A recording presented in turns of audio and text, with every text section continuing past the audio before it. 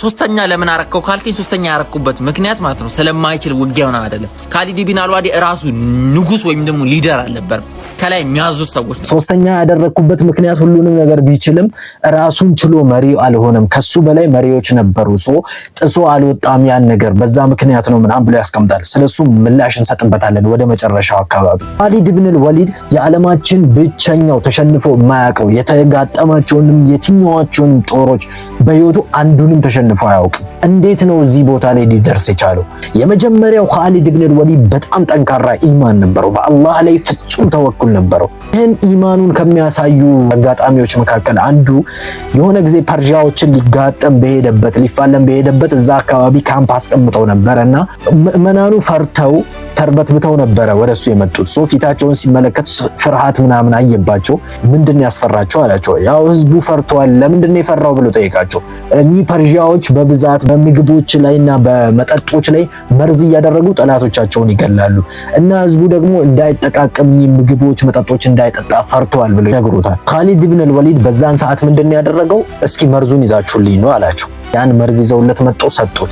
ያን መርዝ ወስዶ ቢስሚላህ በማለት ነበር ግጥም አድርጎ የጠጣው።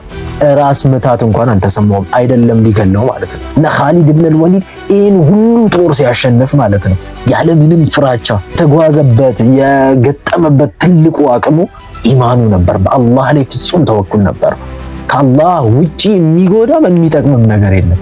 አተውሂድ ብቸኝነት አላህን ማምለክ ማለት ነው።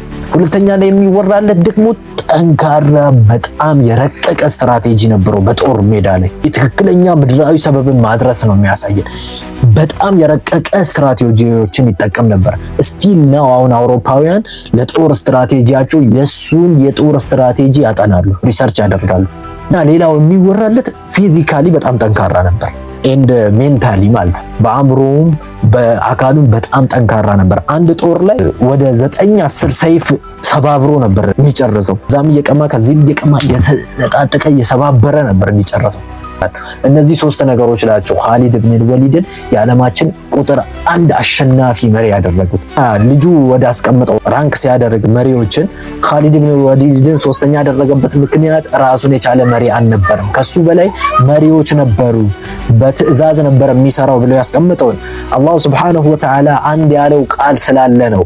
አጢዑ ላህ ወአጢዑ ረሱል ወኡሊል አምሪ ሚንኩም፣ አላህንና መልእክተኛውን ታዘዙ፣ ከናንተ መካከል የጉዳዩ ባለቤት የሆኑትን መሪዎቻችሁንም ታዘዙ። እና አላህን ከመታዘዝ ነው መሪዎችን መታዘዝ የሚለውን መርህ ስለሚከተል ነው ካሊድ ኢብን አልዋሊድ ለእስልምና ያለውን ፍጹም እጅ መስጠት ራስን